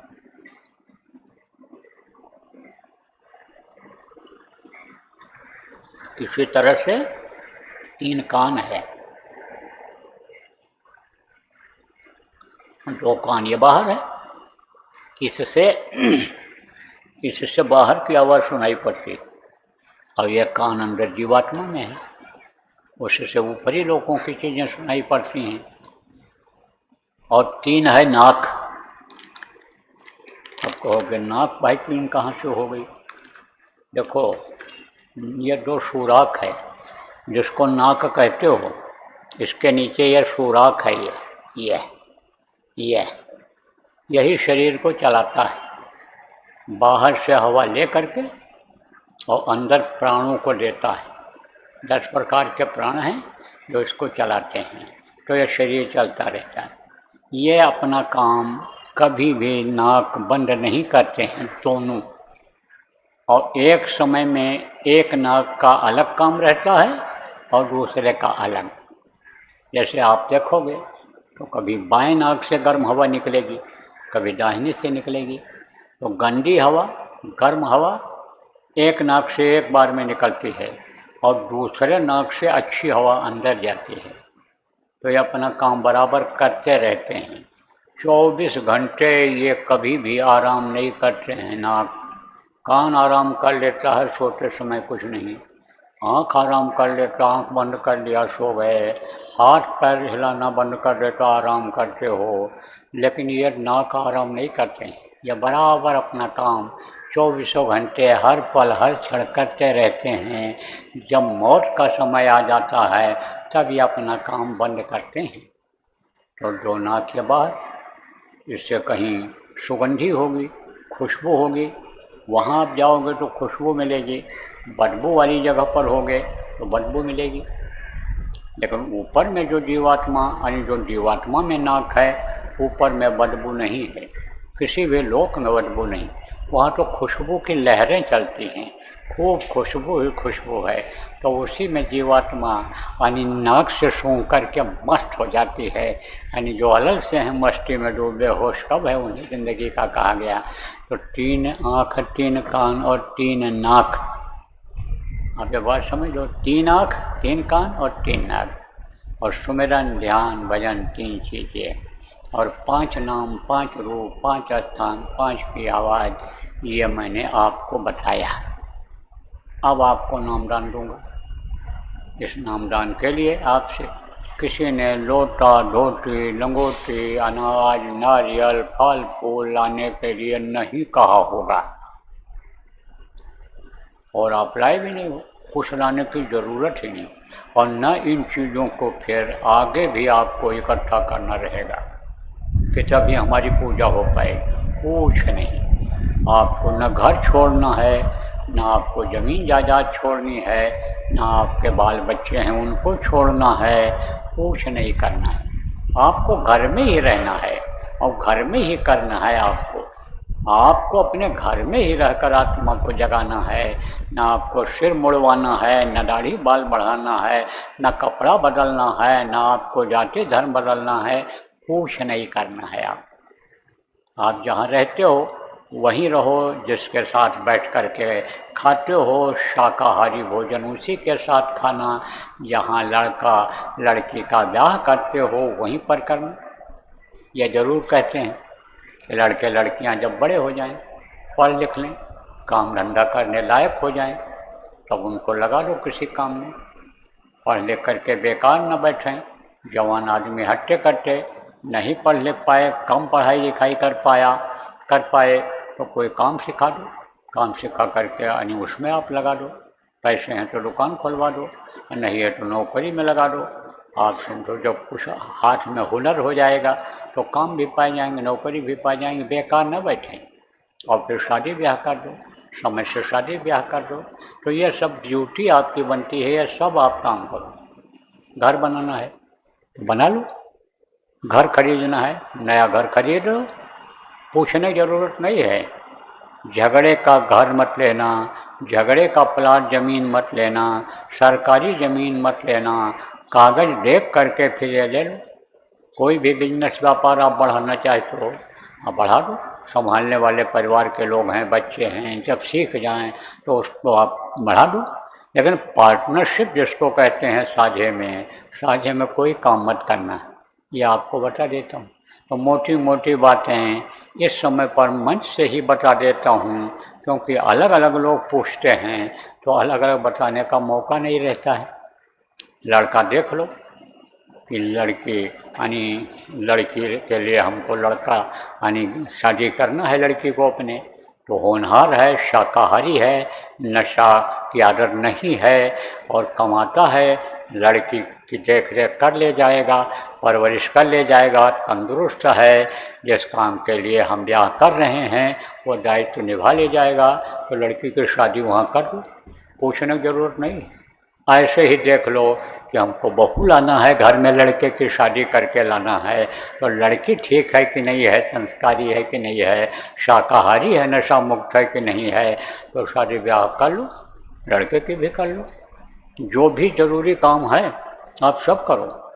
मुंडन कर लो, करा लो किसी से, वहीं पर घर के बुजुर्ग आदमी से कटवा लो, नाम रखवा लो, आप जैसा चाहो ये सब काम आप लोग कर लो। उसमें आज समझो पूछने की ज़रूरत नहीं है। आपको साधना में कोई दिक्कत आती है, कोई तरक्की में दिक्कत आती है, परेशानी आती है, उसके बारे में पूछ लो, लिख करके दे दो, जो दिखाई सुनाई पड़े डायरी में लिखते जाओ और फिर उसके बाद हमको दे दो और उसका जवाब आपको मिल जाएगा। अपना टेलीफोन नंबर उसमें लिख देना और फिर जब समय मिलेगा हम उसको पढ़ेंगे, जवाब मिल जाएगा, आपको तरीका बता देंगे आपको। और अगर उस समय आपको न बता पाएंगे तो हम मंच से ही सारी समस्याएं बता देते हैं। जो समस्याएं आती हैं, दिक्कतें आती हैं साधन भजन में, सबके लिए ज़्यादातर होती हैं, तो उसको हम मंच से ही बता देते हैं। तो सत्संग बराबर सुनते रहोगे, यूट्यूब पर यह सत्संग डाल देते हैं, ऑनलाइन जिनको चलाना आता है, देखना आता है, उसको सुनते देखते रहोगे तो आपके शंकाओं का समाधान सब हो जाएगा। साधना शिविरें लगती हैं, उज्जैन में भी लगेगी और अन्य आश्रमों पर लगती रहती हैं, जहाँ जहाँ आश्रम है, तो वहाँ पर जहाँ हम रहेंगे वहाँ आ जाओगे, तो वहाँ व्यक्तिगत रूप से भी बात हो जाती है। थोड़े लोग जा पाते हैं, थोड़े लोग रहते हैं, तो बात भी हो जाती है। वो दिक्कतों के बारे में हमसे बात कर लो, पूछ लो, लेकिन बाकी ये जो छोटी छोटी समस्याएं हैं जिनको आप भी निपटा सकते हो, आप भी कर सकते हो, इसके लिए हमसे मत पूछो। आप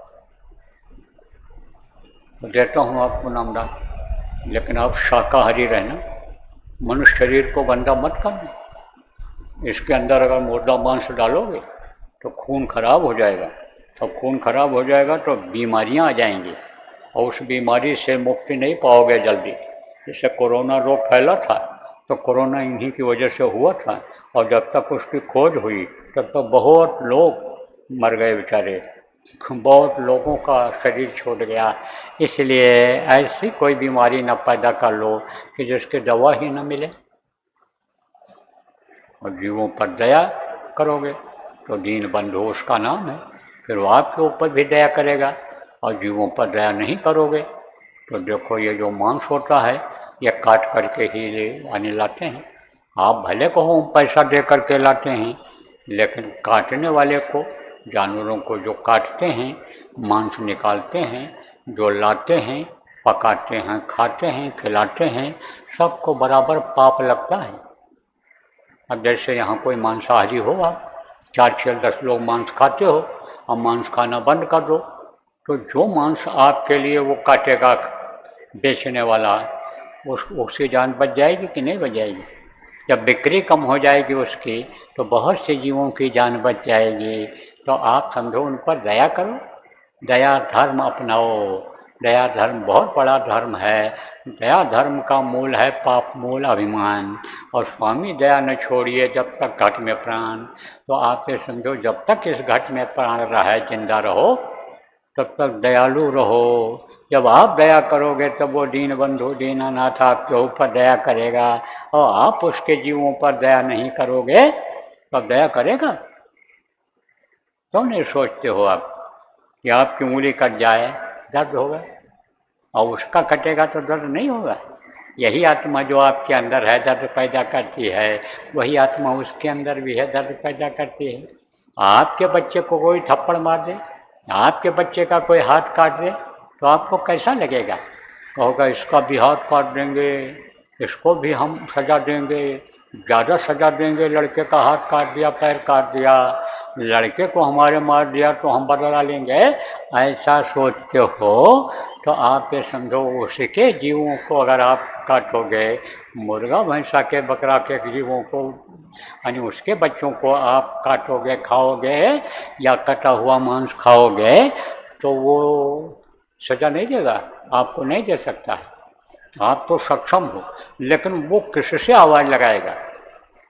आप कोई चीज़ की मदद लेनी होती है तो साथी बनाते हो, तो वो किसको साथी बनाएगा, किससे कहेगा?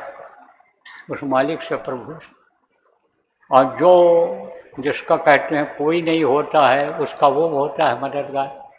इसलिए बदला देना पड़ता है। जो गल काटे और का, जो दूसरे का गला काटता है, बकरा को काटता है, कटवाता है, मुर्गा को काटता है, कटवाता है, गाय बैल भैंस को, भैंसा को खाता है, काटता है, कटवाता है, वो उसके प्रभु के जीव को काटता है, अंश को काटता है, तो वो फिर नहीं काटेगा? जो गल काटे और कहा, उसको ये समझ लेना चाहिए कि आज हम इसके गले को काटते हैं, कटवाते हैं, तो कल हमारा भी कटेगा। जो गल काटे और का अपना राह कटाए, और साहब के दरबार में बदला कहीं न जाए, बदला देना पड़ेगा, आज नहीं तो कल देना पड़ेगा, तो बड़ी तकलीफ होगी, बहुत रोना चिल्लाना पड़ेगा। इसलिए आप लोगों से ये प्रार्थना है कि आप लोग शाकाहारी हो जाओ, दया करो, इस मानव मंदिर के अंदर कोई गंदी चीज़ मत डालो, जीवों पर दया करो, इस मनुष्य शरीर रूपी मंदिर को गंदा मत करो, नहीं तो प्रभु दिखाई पड़ेगा, कभी दर्शन नहीं होगा। मांसाहारियों को तो दर्शन होने में समझ लो लोहे का चना चबाना की तरह से है। इसलिए कभी भी मांस मत खाना, संकल्प बना लो और ये जो आपके अंदर मांस खाने की, मछली खाने की, अंडा खाने की जो ये आदत है, और ऐसा नशे का सेवन करने की आदत है जिससे होश में नहीं रह जाते हो, जैसे शराब, ताड़ी, अफीम, गांजा, तमाम नशीली दवाएं चल गई जिससे नौजवानों की जवानी बर्बाद हो रही, लोग बर्बाद हो रहे हैं। ऐसे नशे की आदत अगर है तो आप यहीं छोड़ जाओ, दे जाओ हमको, दक्षिणा में दे जाओ। दक्षिणा हम नहीं मांगते हैं कि, हम भी नहीं मांगते, हमारे प्रेमी भी नहीं कहे होंगे कि अनाज ले चलो, चारपाई ले चलो, वहाँ गाय ले चलो दान में देना है, घोड़ा दान में देना, ये सब कुछ नहीं कहे होंगे। बस कहे होंगे चल करके सुन जाओ, समझ जाओ, और तो है अनमोल चीज़ ले करके आओ, तो अनमोल चीज़ तो मैं दूँगा। रुपया पैसा धन दौलत से खरीदी जाने वाली ये चीज़ नहीं है, वो मैं आपको दूंगा, जिसको नाम कहते हैं, नामदान कहते हैं, वो मैं आपको दूंगा। लेकिन आज से ये है कि आप सब छोड़ जाओ ये बुराइयाँ, शाकाहारी रहना, नशा मुक्त रहना। ऐसे नशे का सेवन मत करना कि जिससे आदमी होश में नहीं रह जाता है, मदहोश हो जाता है, कुछ कर नहीं सकता, गिर जाता है, पड़ जाता है, बेहोश हो जाता है, कोई काम का नहीं रह जाता है। ऐसे नशे का सेवन आप मत करना। बाकी है तो अच्छा खाओ, है तो अच्छा पहनो, अच्छी जगह पर रहो, पूरी छूट है हमारी तरफ से आपको। तो बैठो, मारो पालतू, जो नाम बोलूँगा बोलना, जब मैं बोलना बंद कर दूँगा तो आप भी बोलना बंद कर देना, और फिर आपको समझाऊँगा। बैठ, आँख और कान खोल लीजिए, आँख और कान खोल लीजिए। इसको कहते हैं भजन। इसी तरह से भजन करना रहेगा।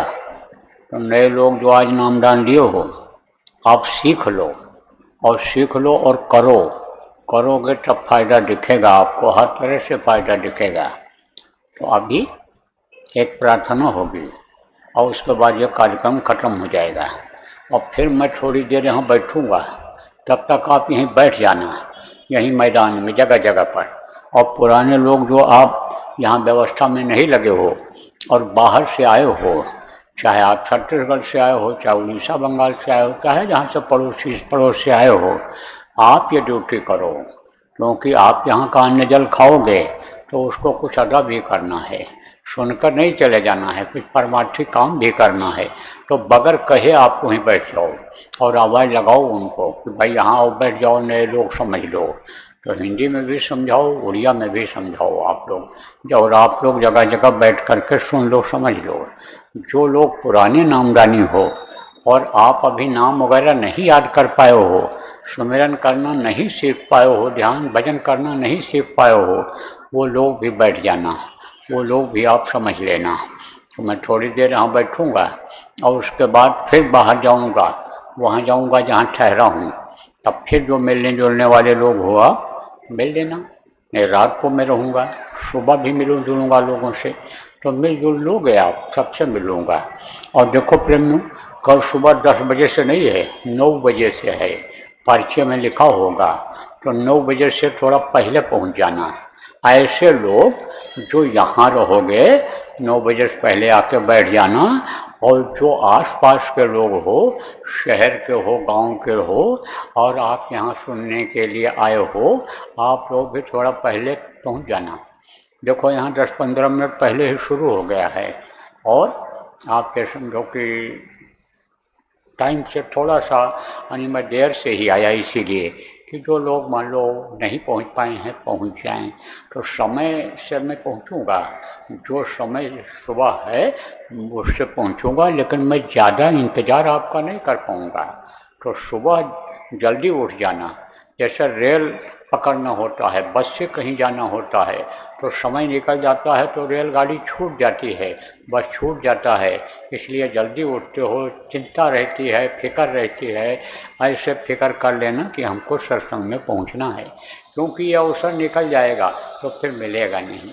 और घर के लोग जो रह गए हैं उनको भी लेते आना, नामदान लेने वाले जो लोग हैं, तो गुरु महाराज की दया रहेगी, स्वास्थ्य ठीक रहेगा तो नामदान दे दिया जाएगा।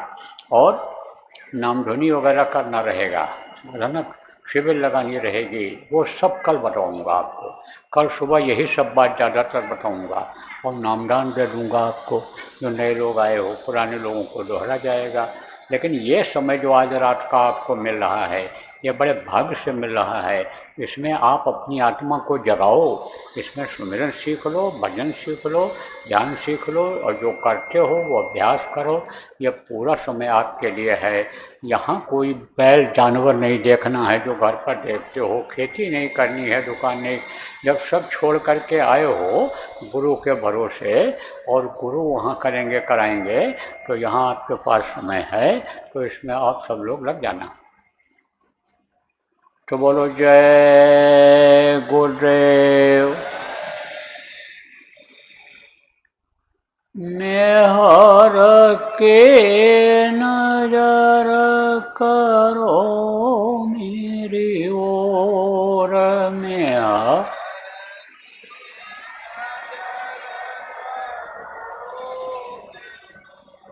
दया के नजर करो मेरी ओर, दया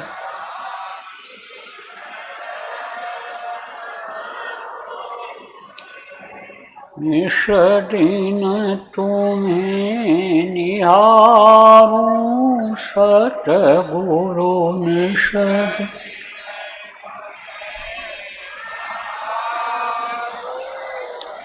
जैसे चंद्र चकोर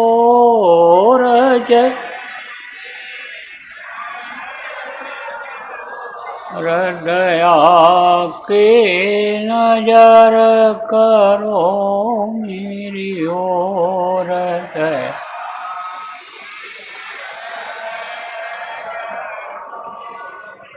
जानू न कौन भूल हुई तन से जान।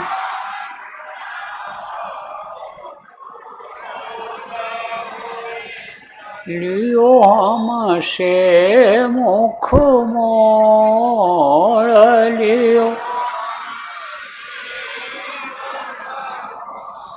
दया के नजर करो मेरी ओर, दया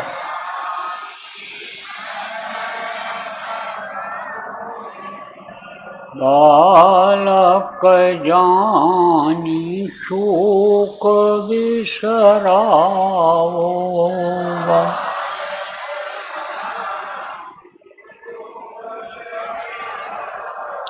आया शरण अब मैं तोर,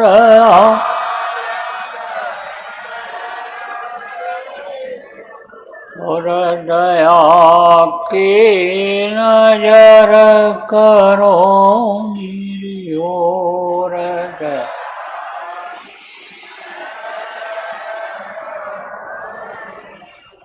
सदा दयालु स्वभाव तुम्हारा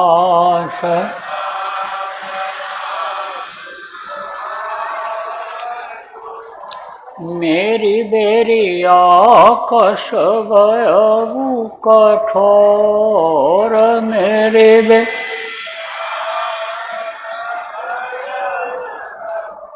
और दया की नजर करो मेरी ओर, दया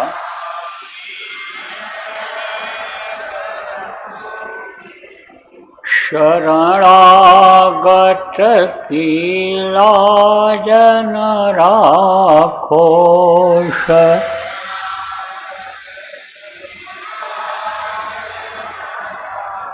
मोसु पतित अब जाए कहीं और,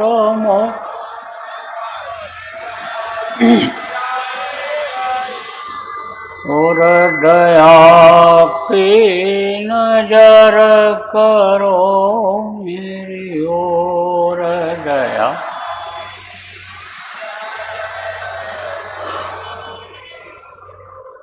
अब की बार उबार ले वजो, अब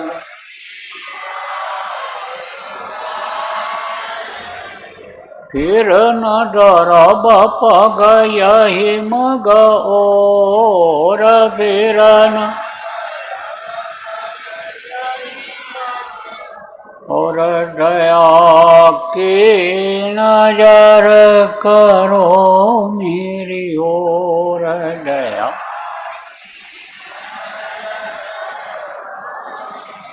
निहार की नजर करो मेरी ओर निहार की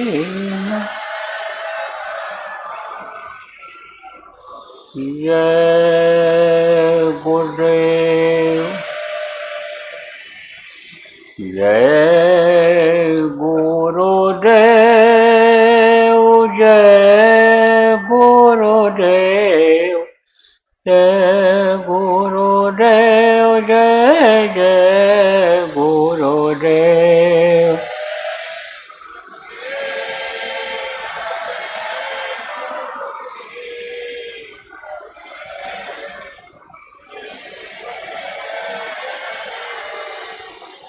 इसी तरह से नाम ध्वनि बोलना रहेगा और बोलवाना रहेगा तो ये 72 घंटे की अखंड नाम ध्वनि चलेगी।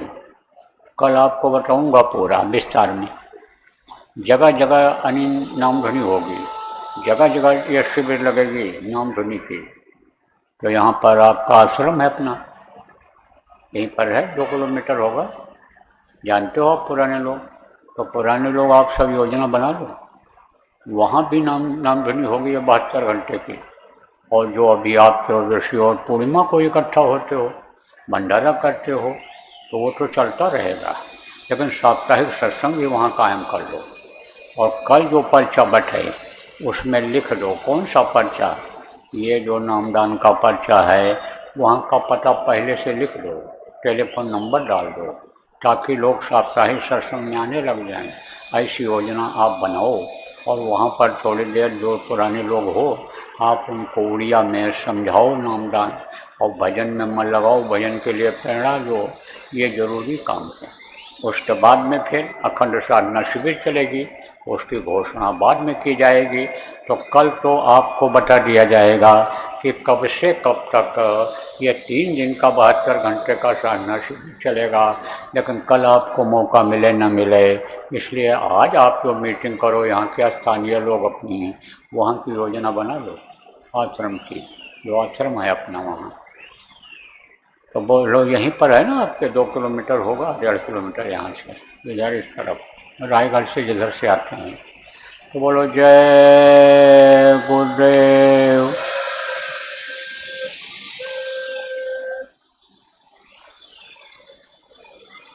अब लाइट जलवा दो, अंधेरा हो रहा है, लाइट जलवा दो और आप लोग समझो बैठ करके यहाँ से मिल लेंगे हमको मिलने में दिक्कत नहीं है और आपको भी नहीं रहेगी।